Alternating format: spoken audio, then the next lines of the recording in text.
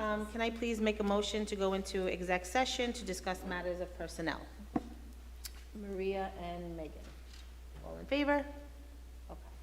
All right, we'll be back at 7.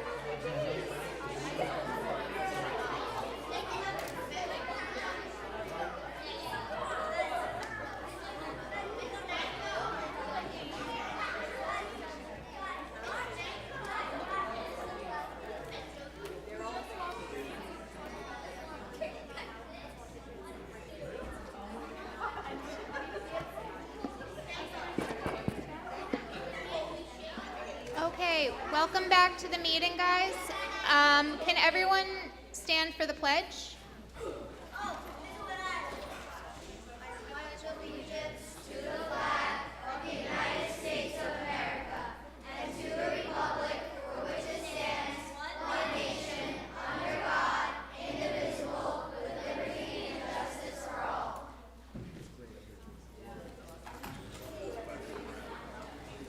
Okay. So we'll start with roll call. Leah? Okay, I'm just so excited that all these kids are here. Leah Leone, Brett Miller. Maria Venuto. Ann Markoulis. Angela Ramo? Megan Levine. Maureen Jimenez. Michael Mecca. Okay, great. So let's move on to the approval of minutes from October 8th. Can I get a motion? Ann and Brett, any questions or comments? All in favor? 7? Okay, we don't have any committee reports. We're doing the student member first? Okay, go ahead. Student Perfect. board member report. Okay, so the school year is continuing to carry on smoothly as it's already November. Tomorrow, which is Thursday, the sophomores and the juniors are taking the PSAT, which is starting at the normal school time at 7:30, probably going to end roughly around 11. There was also the SAT, the real SAT, here, which is the same start time, and it's for seniors if they choose to participate. This past Friday was homecoming. For those who know, who were there, that Glen Cove came away with a big win. Overall, a very fun day.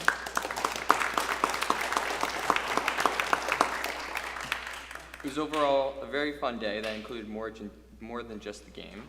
Pep rally started the day off. Pep rally was then followed by a parade and then carnival, which made a positive impact on the community involvement and fundraising. The football team is still playing the regular season with their last home game, senior night, on Friday. They have one more game to follow. The team still has a chance to make playoffs if they win both on Friday, which is against East Meadow, and Jericho the following week, which would be the last game of the regular season. The soccer team, also with sports, the soccer team has been doing phenomenal by winning their last 2 playoff games, and they have their 3rd playoff game against Southside High School this Friday at 2 p.m., so it's an early game. That's all from me for now. Thank you for your time tonight. Thank you. Okay, now the superintendent's report. Thank you.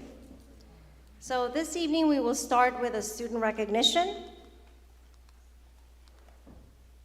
So I think you can tell what we're going to be recognizing tonight, and we have so many of you in attendance. So I'm going to read a statement because I had to write everything down because there's so much information in here. So we are proud to recognize the incredible students of Connolly School. Can I get a yay for Connolly?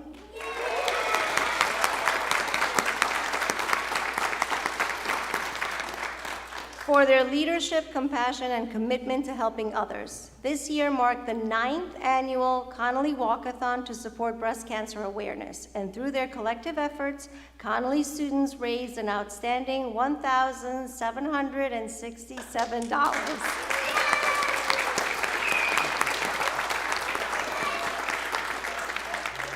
I'd like to begin by recognizing 3 students whose creativity and initiative truly exemplify Connolly's spirit of kindness and service. The first student, she's not here tonight, but we want to recognize her anyway, Julie Steinhauser.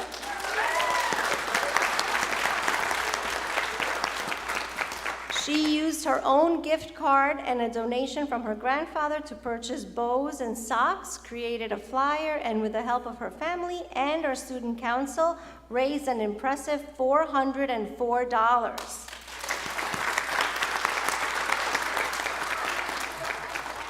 Damon Anand made and sold beautiful handmade bracelets, that's right.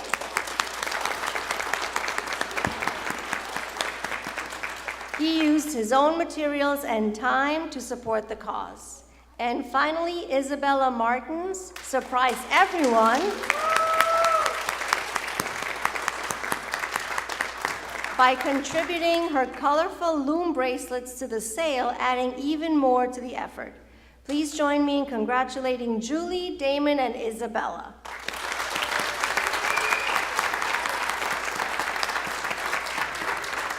Isabella, okay. Isabella, can you come up? We have a certificate for you.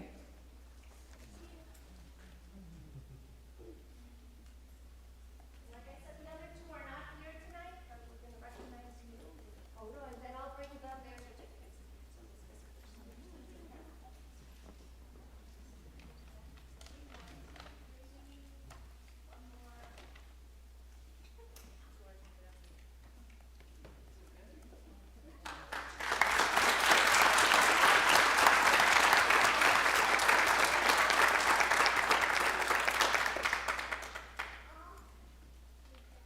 Now I would like to invite forward the entire Connolly Student Council. Hold on until I'm done. 36 members strong, that's amazing, who helped organize the walkathon, created posters, and ran the pink lemonade stand that raised an additional $174.50. Congratulations. Your teamwork, generosity, and commitment to community service make us all so proud. On behalf of the Board of Education, congratulations to each of you for showing what it means to lead with heart. Come on up for your certificates.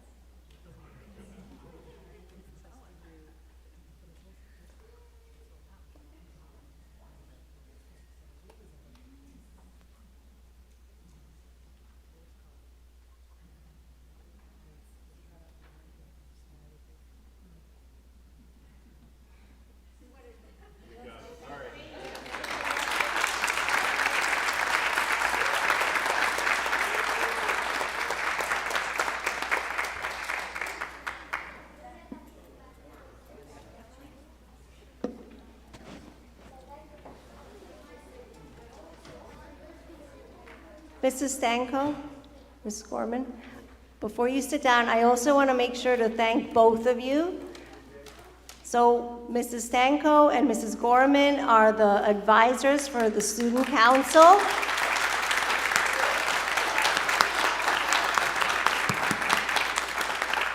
And without them, this walkathon would not be possible. They're here tonight wearing their beautiful Connolly Care sweatshirts. So I wanted to make sure to recognize them. Do you guys want to come up for a photo? Oh, you were in a photo already. You're good. Thank you so much for everything you do for the students and for all of Connolly School. We incredibly appreciate you.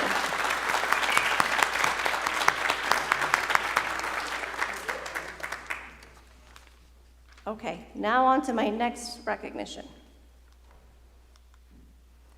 So last week we had Board of Education Recognition Week, and this is a time when we get to thank the Board of Education. So Some of you might have seen me at Connolly School. I'm the superintendent of schools, but I'm not technically part of the Board of Education, even though I sit up here. So the rest of the people here are on the Board of Education. So today, we want to make sure to take some time to really thank them and appreciate them. So I will be reading a proclamation from the governor. So this is written very small, so I have to focus. Whereas New York State has one of the best public education systems in the nation, comprised of 731 districts, overseen by more than 700 school boards, whose members are the educational leaders in their community, determining policies that govern their local public school systems and providing guidance for a statewide school system that serves nearly 2.7 million New York State children.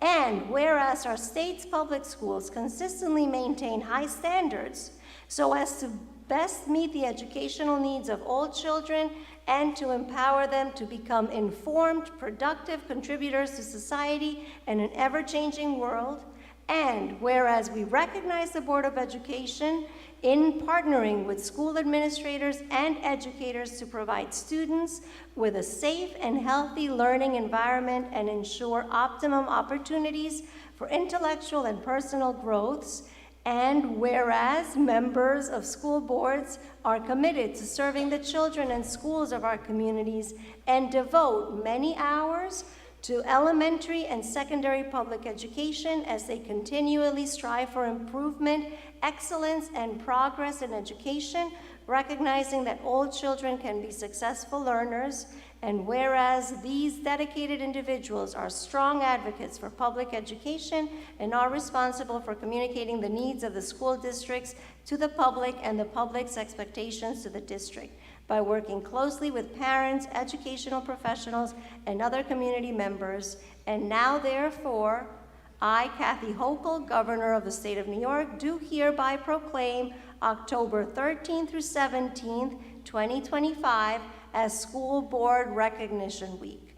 So we thank all of our board trustees, and we have certificates ready for them to present them with. They all volunteer their time to work on behalf of all of you, the community and the students of the district. So join me in recognizing our Board of Education.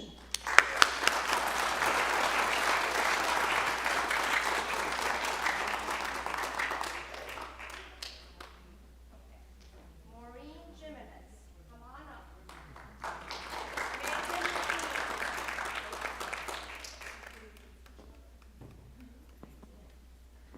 Maureen Jimenez and Megan Levine, Dr. Angela Ramo.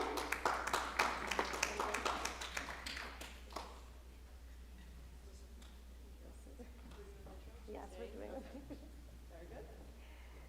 Ann Markoulis, Board Vice President.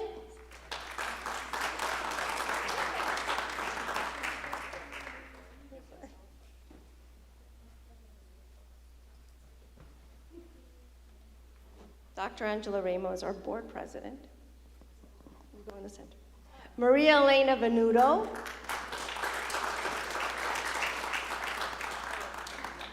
Brett Miller. And Leah Leone.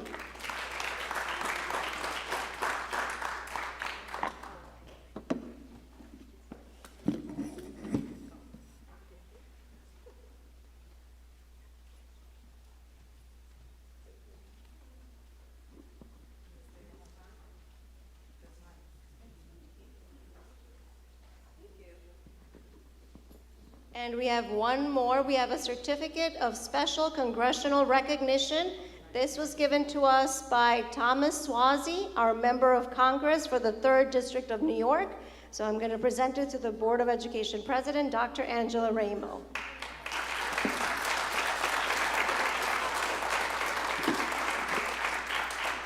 Michael, can you join us up for the photo as well?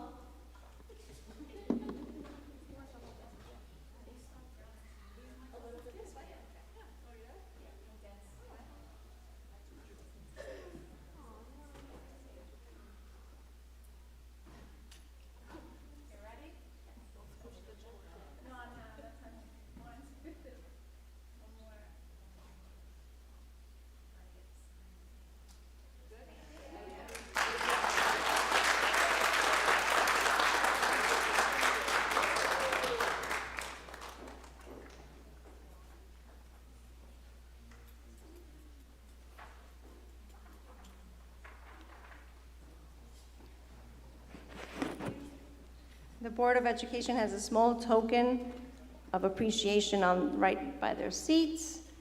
And Ms. Ida Johnson baked them a delicious cake before. Thank you, Ms. Johnson, District Clerk.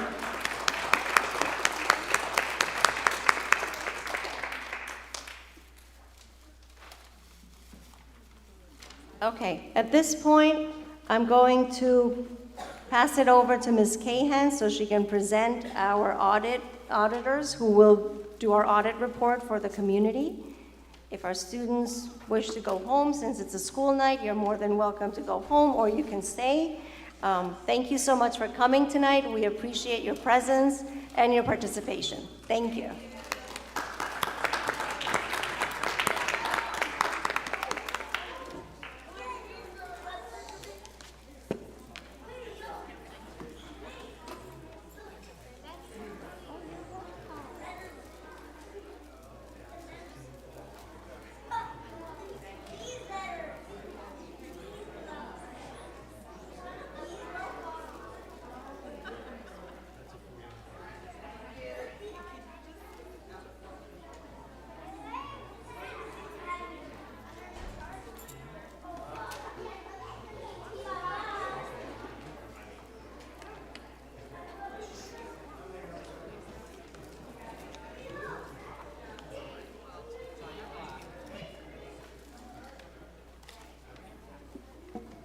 Thank you, Dr. Dashner. So I would like to introduce Mr. Robert Daniel, partner from PK O'Connor Davies, who is going to report on our financial statements for the 24-25 school year. Okay.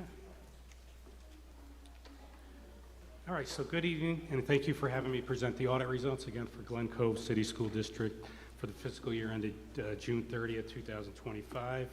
Before I begin, I just wanted to thank Teresa Cahan and really the entire business office for their assistance throughout the audit process. It is a lengthy process.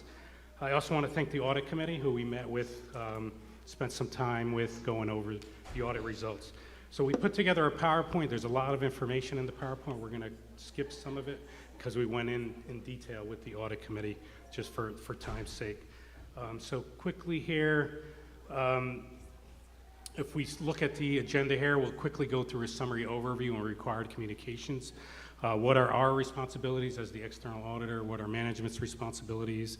The reports that we have issued and the opinions we have rendered. We'll spend a couple of moments in a general fund looking at your actual results compared to your budget. This is what the voters approved. There's a couple of graphs to show you some of the sources of revenues and expenses, where you stand as far as fund balance. And then we'll close. There's a couple of slides on your debt service requirements, and then we'll close with your overall financial health. So quickly, although we do prepare the financial statements, they're ultimately management's responsibility. So we make sure that they are selecting the appropriate accounting policies, fairly presenting the financial statements in accordance with the accounting standards, that they are maintaining effective internal controls over financial reporting, that they're complying with laws, regulations, and provisions of contracts, and really providing us with all the financial records so that we can complete the audit. All that information, and we're charged with, there's a audit report that's over 100 pages, but we're ultimately charged with rendering an opinion on the financial statements taken as a whole. We've issued what is termed an unmodified opinion. An unmodified opinion is a clean opinion. It's the highest level of assurance that an entity can receive, and it basically states that the financial statements present fairly the financial position of the school district, again, as of June 30, 2025, and in accordance with the accounting standards. We also issued a report that's termed a Yellow Book report. That's a report on controls and compliance. Because the district does receive and expend in excess of $750,000 in the fiscal year, we're also required to perform what's called a single audit. So not only do we look at the numbers, but we make sure that the grants that are audit testing, that those funds are in accordance with the terms of the grant. We also have our required communications together with our management letter. I'm happy to report we did have a couple of comments, but nothing rose to a level that we call a material weakness or a significant deficiency. Again, we are required to communicate any fraud or illegal acts that are noted during the course of the audit. So again, I'm happy to report no allegations of fraud. We encounter no difficulties in the conduct of our audit. business office was very cooperative, and what we mean by uncorrected and corrected misstatements, we didn't pass on anything. Any journal entries that we proposed are recorded by management, and they're included in your audit report. So quickly, from a high level, the general fund here on slide 5 is what the voters approved back in the spring of 2024. Again, there are 5 columns if we focus on the original budget. You can see that from a high level, $111.5 million in revenues, $112.2 million of expenditures, representing a deficiency, if you will, of $660,000. And when you factor in what we call other financing sources and uses, which are transfers between the funds, you come down to that net change in fund balance, the bracketed $2.3 million. That's what the district used of its own monies to balance the budget and thus provide a form of property tax relief. The final budget during the year, things could happen. You can accept grants. You can see really no change to the revenues, very little change to the expenses until you get to that transfers outline. That went up a little over $9 million. The district did get voter approval to transfer $9 million from its capital reserve to the capital projects fund to do some capital work. So that money's out of the general fund and into the capital projects fund so you can begin that construction. Third column is your actual results. You can see your actual revenues came in at $114 million, all the way to the right, $2.5 million better than your final budget. You also had expenditure savings to the right there of $5.2 million. Take your revenue, subtract your expenses, and factor in your transfers. You come down to that net change in fund balance of the bracketed $3.2 million. So although you do show here a loss, if you will, of $3.2 million, that factors in the $9 million that you transferred over to another fund. So if you add that back, you really had a really good year, $6 million surplus. So again, from a budgetary standpoint, if you look at that net change in fund balance, you did almost $7.9 million better than your final budget. And so you subtract the 3.2 from your opening fund balance of $44.9 million, you end the year of $41.7 million. Again, not all of that is free and clear, and we'll talk about it in a second. But quickly, I'm not going to spend a lot of time here, but I told you that you generated a surplus of $2.5 million. That really was probably 3 lines in your budget.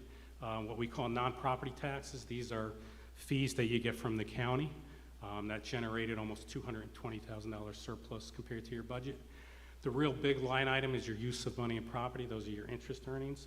The interest rates remain pretty stable. In 25, you were able to generate a little over $1 million better than your budget. And you also had state aid that exceeded your budget by just under $205 million. You also had expenditure savings here. I'm not going to go through every item, but the large areas there are your instructional costs, where you came in $3.6 million under budget. Your general government support, which are your administrative costs, those came in about $627,000 less than your budget. And those were the big areas there, and your employee benefits, particularly health insurance, came in under budget by $773,000. I'm just going to skip over that. You really can't see the bottom there, but I just wanted to show you a chart of your sources and uses of funds. The top is your revenues. You can see that with your real property tax and the STAR program, the school tax relief reimbursement, make up over 70% of the budget, and your state aid makes up about 24% of the budget. So those are the top 3 drivers on the revenue side. I apologize for the bottom. I guess you can't read that, but on the expenditure side, your instructional costs together with the related benefits, over 80% of your budget, and your general government support, which are your administrative costs, roughly about 10% of the budget, and your pupil transportation, 5 to 6%. So very quickly, I said you ended the year with a fund balance of $41.7 million.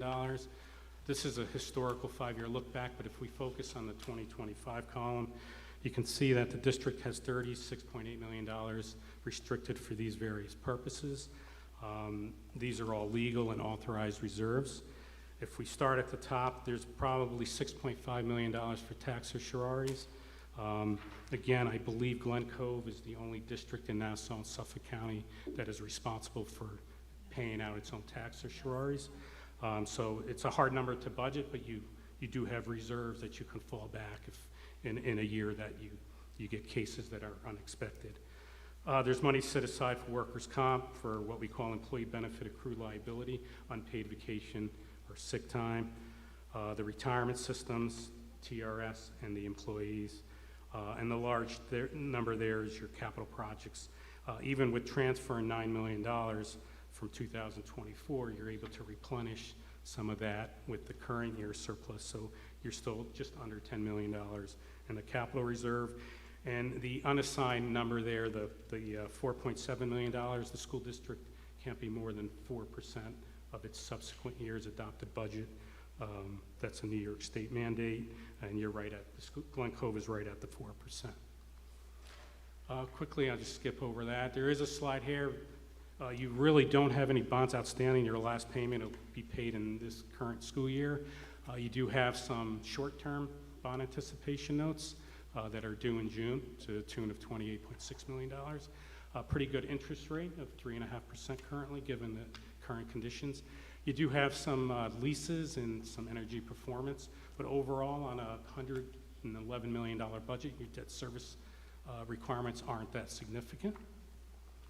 And that's really it. I just wanted to close with, the school district's in great financial health, and that could be accredited to you folks, the district board, the administration, the business office. You have remained within the 2% property tax cap.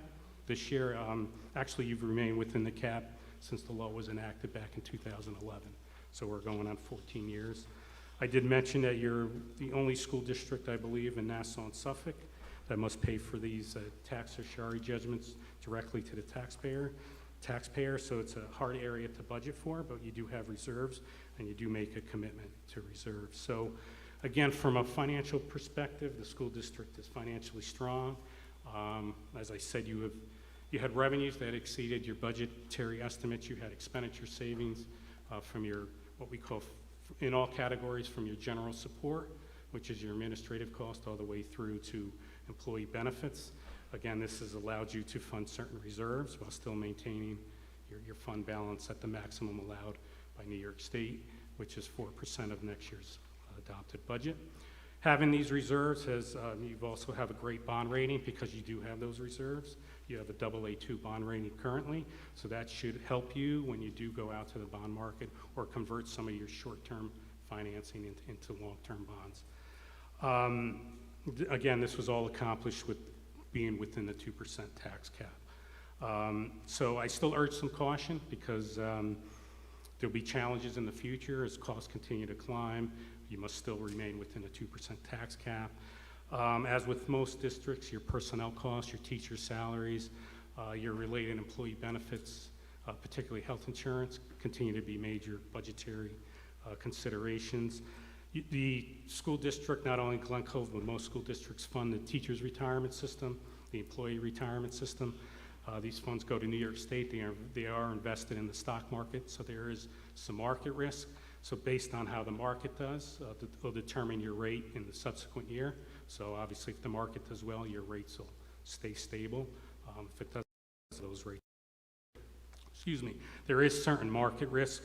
New York State also talked about changing its foundation aid formula. So that could be a consideration to look at when you're looking at a future budget when you sit in March or April. And really, the federal government has talked about freezing federal funds. You do operate a lot of special aid programs, roughly $4 to $5 million of federal funds run through there that are funded through those grants.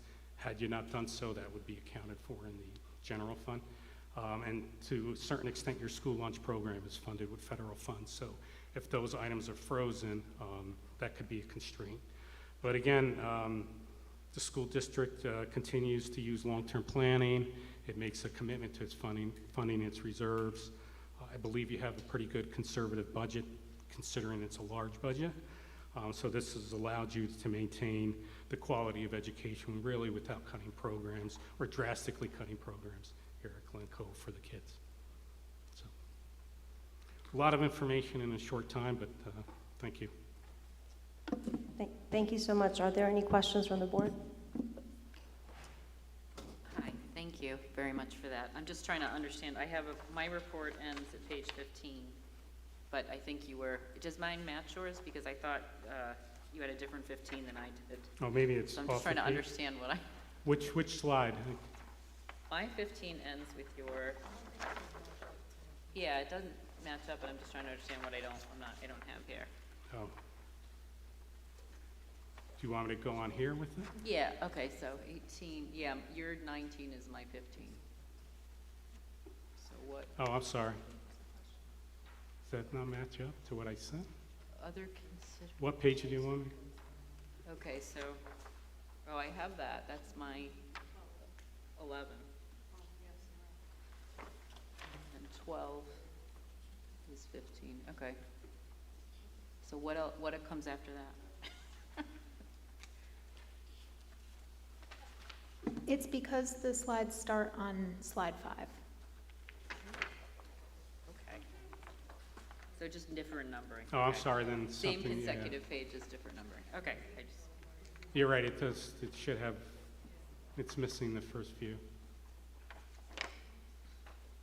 Okay. Any particular slide that you want to? yeah, I think we have everything, it's just numbered differently.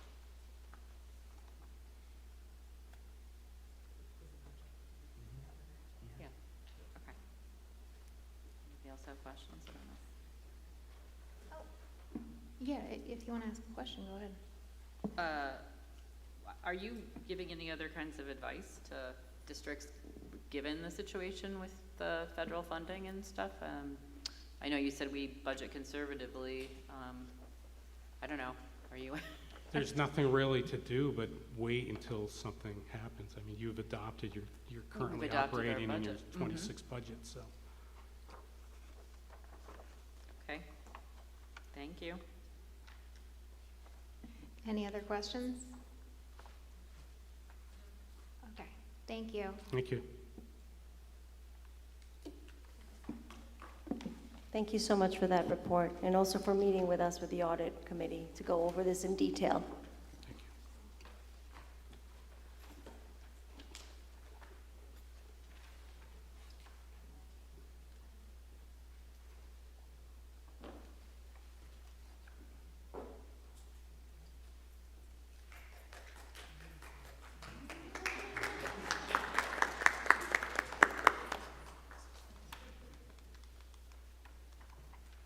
Okay, so on to the next part of the superintendent's report. Just wanted to reiterate what Michael said earlier. We're very proud of our soccer team for winning two of the last two playoff games, and they're going to their next playoff game on Friday, 2 p.m. Southside High School, which is in Rockville Center. It is an early game, but we wish them the best of luck, and we're very proud of our students for representing the district across the county.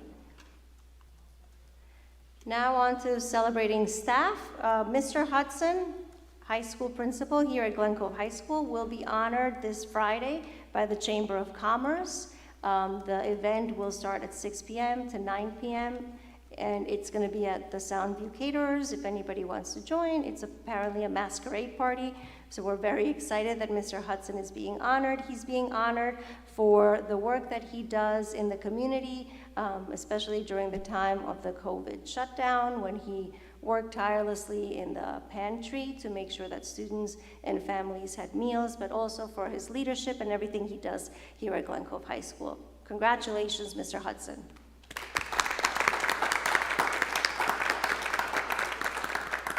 Mrs. Bernardo was honored on Monday, October 20th by the FAME organization. She was the LEAF honoree, and we will look forward to having her come to a board meeting and recognizing her, at which time her name will appear engraved in the leaf, in one of the leaves of the tree, which is right out front. So congratulations, Mrs. Bernardo. Thank you for everything you do for our in regards to visual arts.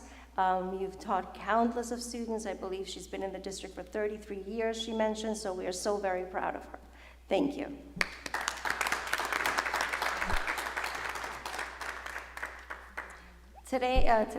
This week was a very eventful week. Last week we opened the auxiliary gym of the high school to students, And this week, we opened the middle school top gym and bottom gym, which were extremely exciting moments for our students.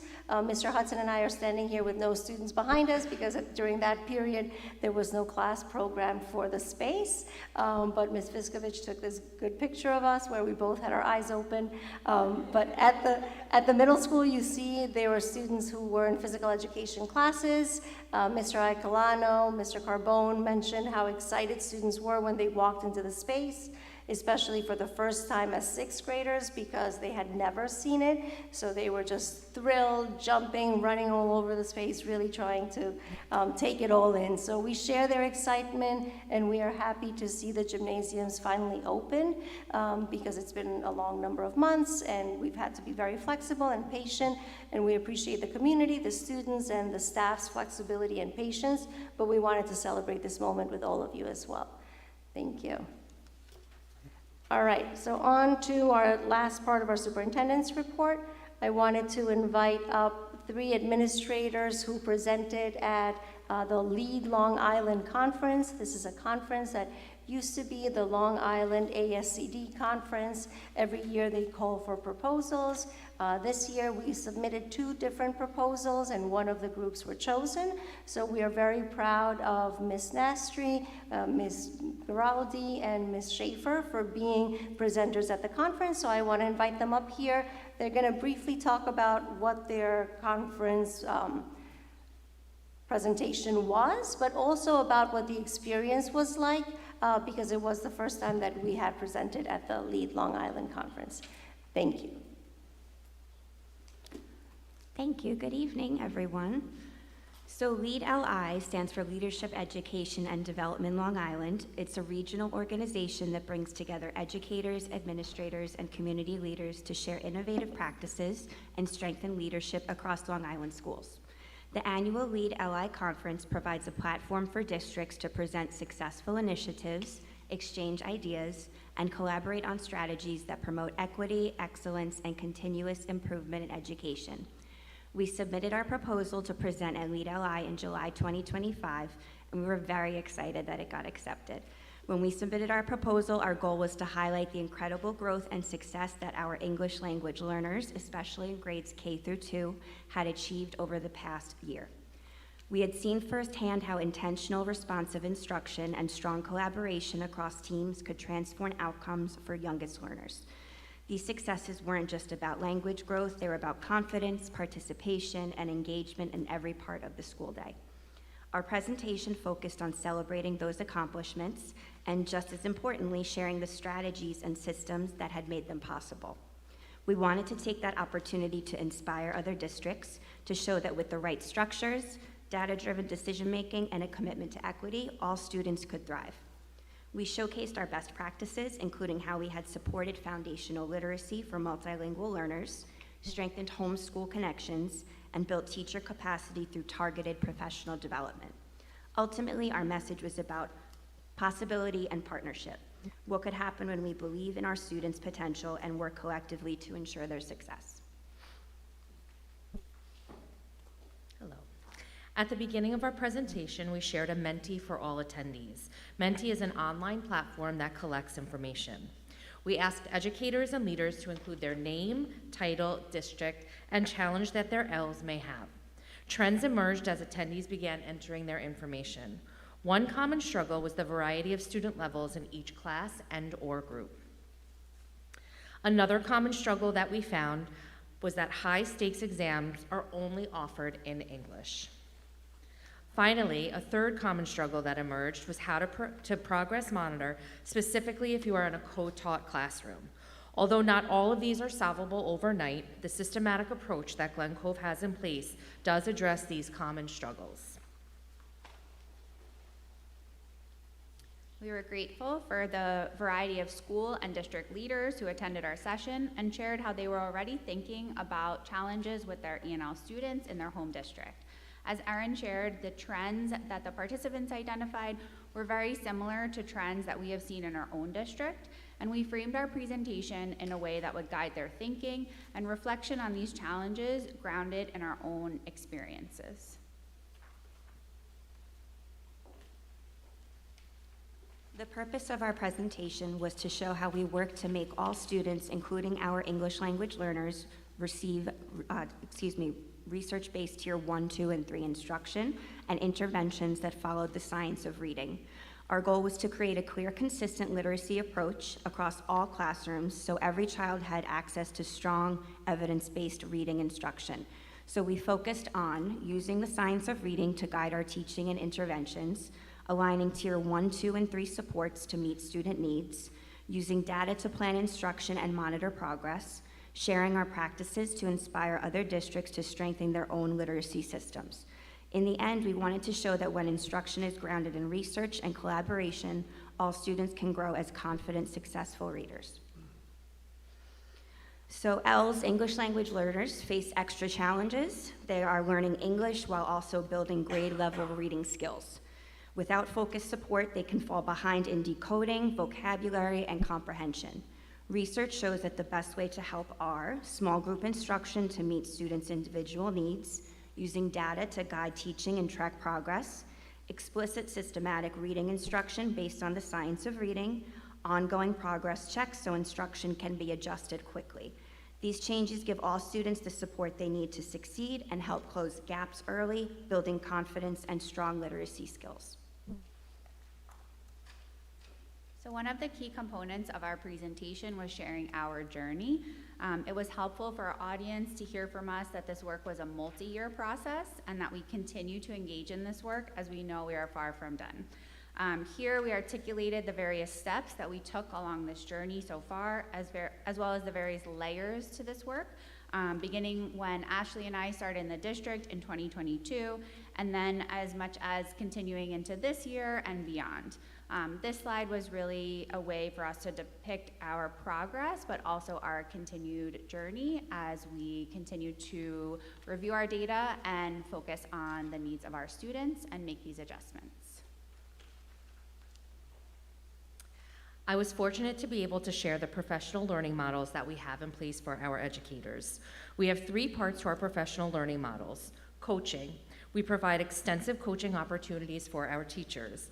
Our literacy coach pushes into grade levels to provide coaching and assistance to both teachers and TAs. During this time, most adults in the room are working in small groups with students. Our reading teacher for our kindergarten students does the same thing at the beginning of the year. This is to facilitate several teachers working with multiple students to provide a comprehensive picture of our kindergartners. Collaborative planning. We have an ELA alignment committee. This committee works throughout the year during in-service times, as well as summer curriculum writing and scheduled meetings throughout the year. They design the pacing calendars and turnkey important information to their grade levels. Something that is part of our instructional vision is to provide common prep times for grade levels.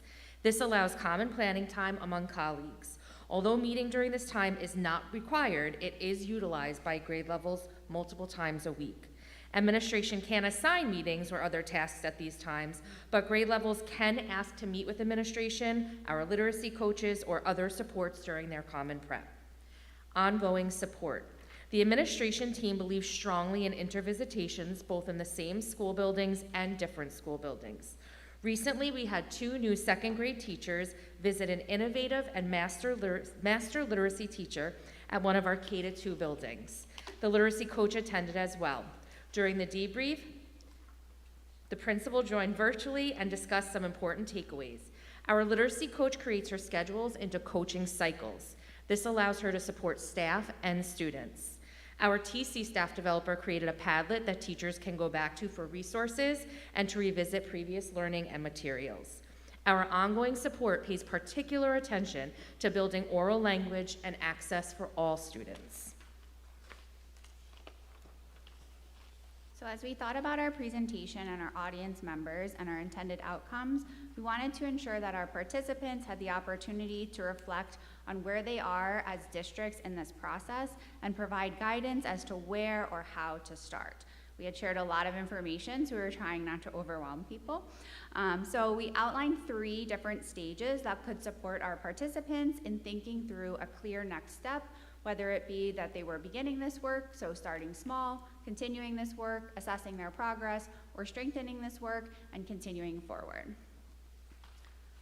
So we were grateful for the positive feedback that we received in both the Q&A session as well as at the end. Dr. Dashner recorded our applause.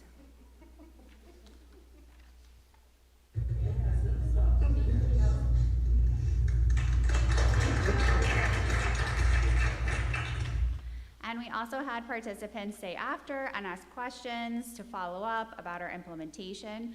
We also had districts asking if they would be able to come and visit us, as they were very excited to learn from our various practices. And so we look forward to those possibilities to continue to strengthen connections with other districts. Thank you so much for the opportunity to share our experience presenting at the LEAD LI conference. And we are open to any questions. Anyone have any questions? I don't mean to, well, here's the question. So why do you think this topic was so popular at that conference? Like, did it have to do with, you think, sort of this general move to the science of reading in addition to the general ELL population rising and like different assessments happening? Like, why do you think it was so popular among so many districts? That's a great question. I think it's a combination of everything you mentioned for sure, with L populations growing across the island, as well as new literacy standards coming from the state. I also felt a lot of districts nodding in agreement when we reviewed what we tried and what we found out to work. So it kind of showed us we're not alone. That's really why we wanted to share, okay, this is how we built a cycle, this is what we did with schedules after each cycle, and we looked at each student individually. So I do think it was a combination, and some districts may not know where to start or that this is possible.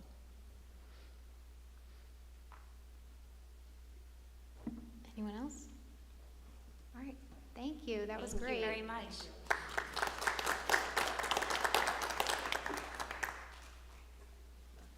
And that's the end of my superintendent's report. Okay. Great, so now we'll move on to our first public participation, agenda items only. Each speaker has 3 minutes. Ms. Johnson has the timer. Please be respectful and please don't name any individuals. Janet Blatt, McGrady Street, Glen Cove. I have a question about why Glen Cove district on Long Island that pays its own certs. Is that because Long Beach, which is the only other city on Long Island, includes students from villages that are close to Long Beach, and we're the only district that includes only children within our boundary? And that's it. I may have heard the answer to this in other years, but I don't remember hearing it. Is that your last question? That's the only question. Okay. We will definitely bring this back to the next meeting, but we will also have Ms. Cahan call you with the answer tomorrow. So if you want to hear it directly, we can, but we'll definitely share it with the whole community so everyone hears it. Thank you for your question. Anyone else?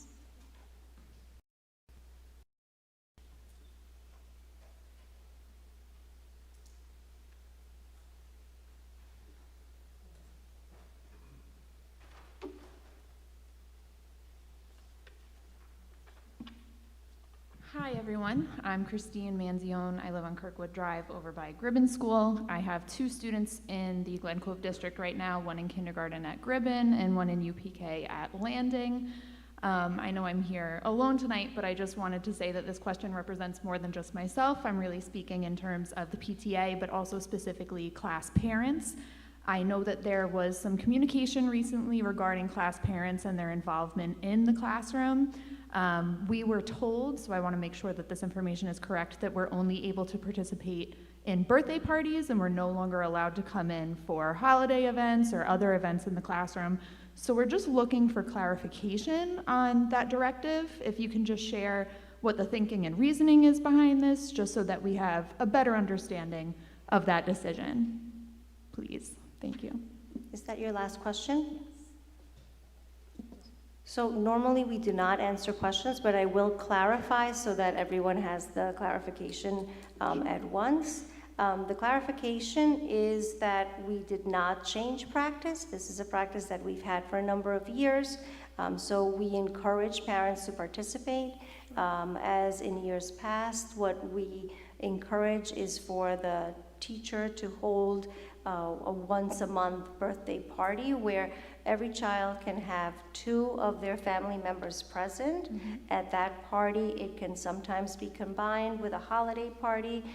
So for example, my daughter's birthday lands in February. That's usually a Valentine's Day themed birthday party, so that can be all combined. And the class parent is more than welcome to come and set up at that time and be part of that event.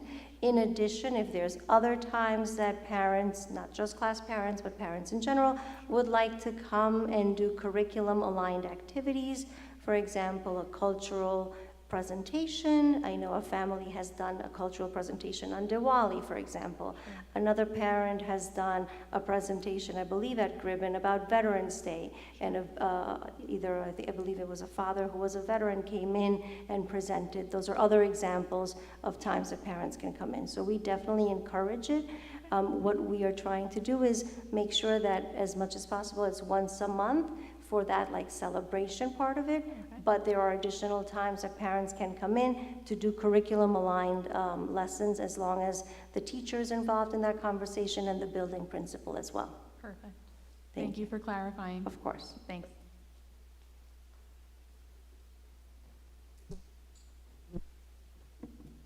Anyone else? Okay, we'll move on to business affairs. What? Instructional reports are. Hurt my feelings. Based on the recommendation of the superintendent of schools, I ask that the Board of Education approve agenda item 7 on the instructional report, A, Committee on Special Education, and B, Committee on Preschool Special Education. Can I get a motion? Maureen and Megan, any questions or comments? All in favor? 7? Okay, now business. Based on the recommendation of the superintendent of schools, I ask the Board of Education to approve agenda item 8B, operations, numbers 1 through 6. Can I get a motion? Anne and Leah, any questions or comments? All in favor? 7? Okay, personnel.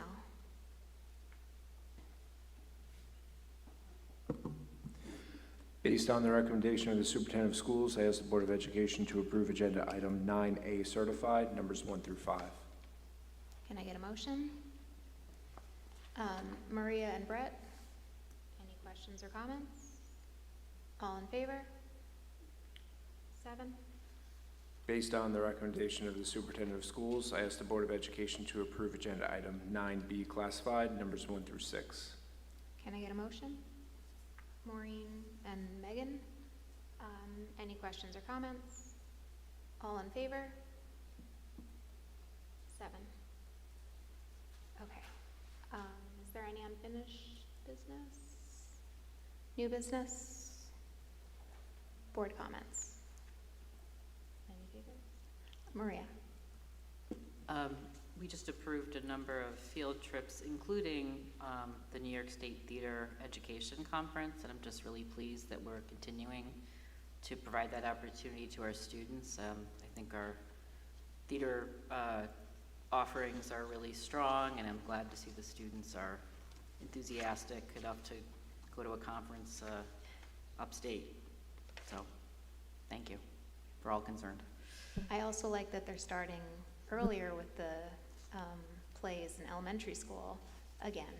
I know they did it previously, but there was a break, and so the kids are gaining enthusiasm early.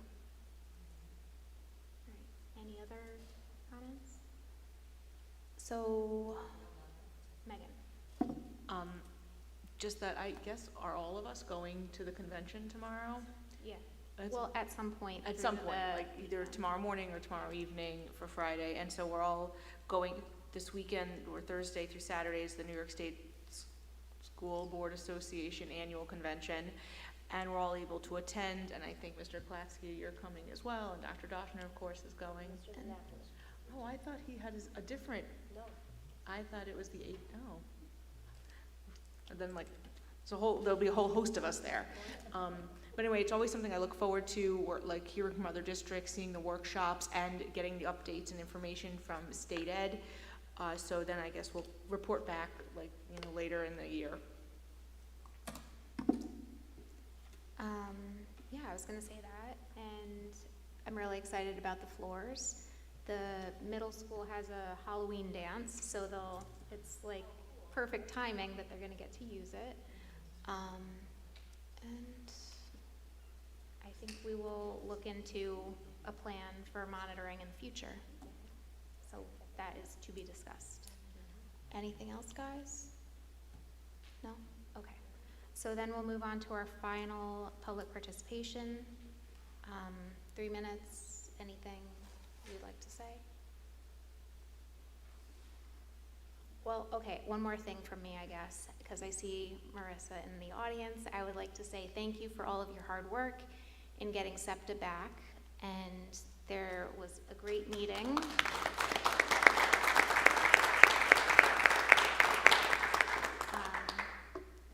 Last week, it was? Yeah, last week. So now we have SEPTA back in the district, so.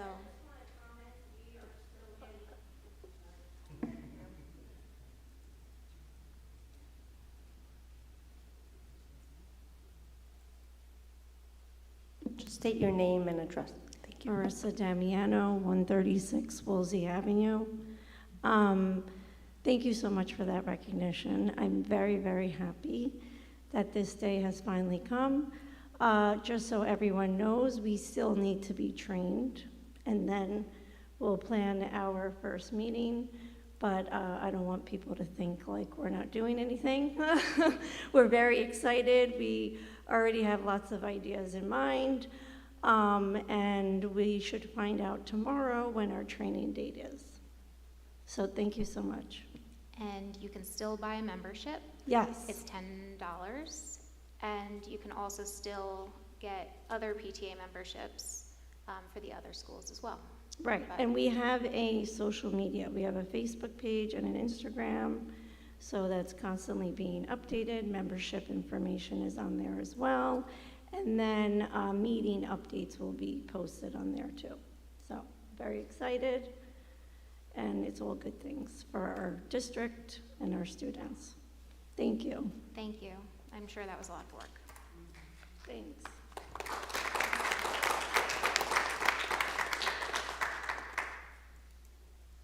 Anyone else? Okay, can I get a, what were you raising? Just putting my sweater on. Oh, okay. Can I get a motion to adjourn? Maureen and Brett. I saw a hand go up. All in favor? 7. All right, good night. Thank you, GCTV.